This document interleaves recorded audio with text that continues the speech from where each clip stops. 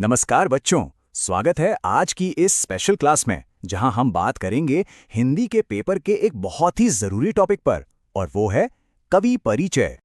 ये एक ऐसा सवाल है जो लगभग हर स्टूडेंट के मन में होता है और आज हम इसी का जवाब ढूंढेंगे। देखिए, ये एक ऐसा सवाल है जो एग्जाम में आएगा ही आएगा और सही तरीके से तैयारी की जाए तो इसमें पूरे नंबर लाना बहुत आसान है। तो चलिए शुरू करते हैं। सबसे पहले इसकी इंपॉर्टेंस को समझना होगा। मैं तो इन्हें फोकट के 3 नंबर कहता हूं क्योंकि ये पक्के हैं। थोड़ी सी मेहनत और ये 3 नंबर आपकी मार्कशीट में जुड़ जाएंगे। तो ये रहा हमारा आज का रोड मैप।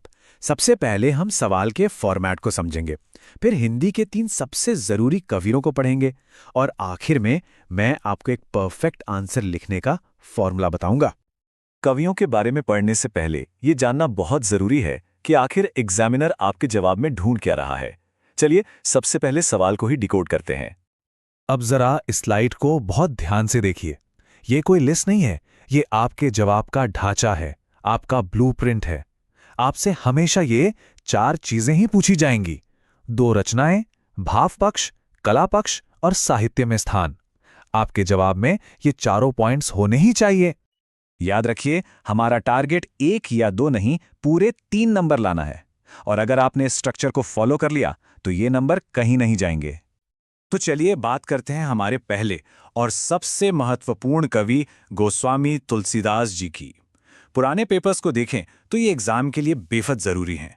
ये भक्ति काल के सर्वश्रेष्ठ कवि माने जाते हैं।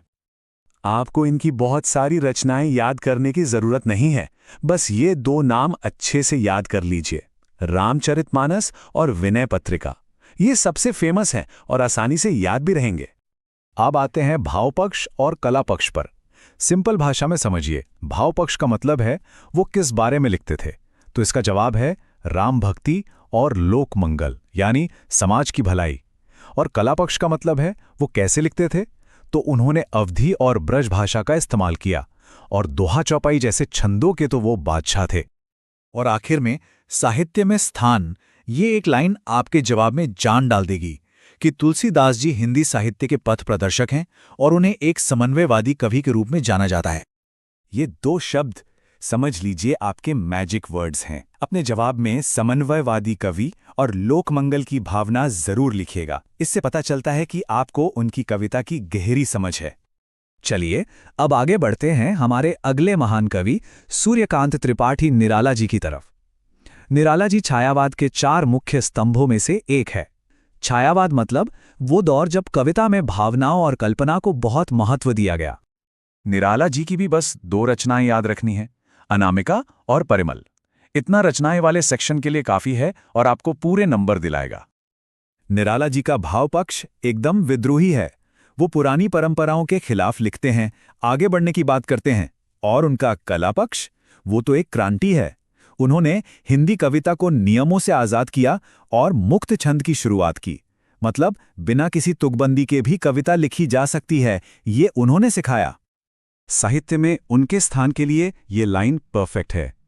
निराला जी छायावादी युग के एक क्रांतिकारी कवि थे जिन्होंने हिंदी कविता को एक नई दिशा और एक नई हिम्मत दी।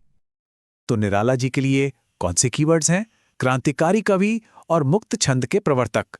इन दोनों का इस्तेमाल आपके जवाब को बाकियों से बेहतर बना देगा। और अब हमारे तीसरे महत्वपूर्ण कवि हरिवंश राय बच्चन जी। इन्हें हिंदी साहित्य में हालावाद का प्रवर्तक कहा जाता है। हालावाद का सीधा सा मतलब है जीवन के हर पल को, चाहे वो सुख का हो या दुख का, पूरी मस्ती से जीने का फलसफा। इनकी सबसे मशहूर रचना का नाम तो सभी जानते हैं, मधुशाला। ये तो लिखना ही लिखना है। इसके साथ एक और नाम याद कर लीजिए, निशा निमंत्रण। बस आपका काम हो गया।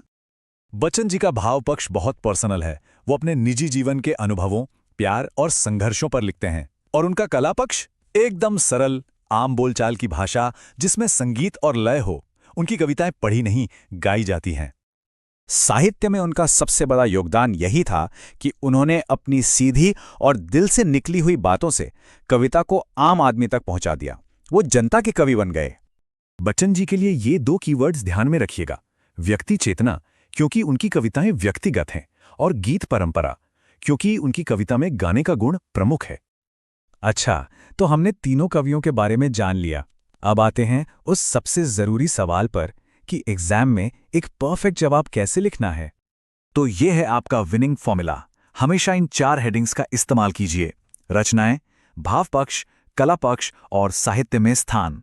और एक बात याद रखिए, भाव पक्ष और कला पक्ष में बहुत लंबी चौड़ी कहानी नहीं लिखनी है, 2 से 3 लाइनें काफी हैं। बस आपका प्रेजेंटेशन अच्छा और साफ सुथरा होना चाहिए। और अब जाने से पहले एक आखिरी और सबसे जरूरी टिप। कुछ भी हो जाए, कवि की 2 रचनाओं के नाम एकदम सही बिना किसी स्पेलिंग मिस्टेक के याद कर लीजिए। सिर्फ इन 2 नामों को सही लिखने का आपको एक पूरा नंबर मिलता है। ये 1 नंबर बिल्कुल पक्का करना है। तो बच्चों, ये थे एमपी बोर्ड के लिए सबसे महत्वपूर्ण कवि परिचय। अगर आप इस फॉर्मेट को और इन 3 कवियों को अच्छे से तैयार कर लेते हैं तो वो 3 नंबर आपसे कोई नहीं छीन सकता। सोचिएगा जरूर कि इन कवियों के अलावा और किस कवि का भाव पक्ष और कला पक्ष आपको विश्लेषण करने में मजेदार लगता है। आप सबको परीक्षा के लिए ढेर सारी शुभकामनाएं।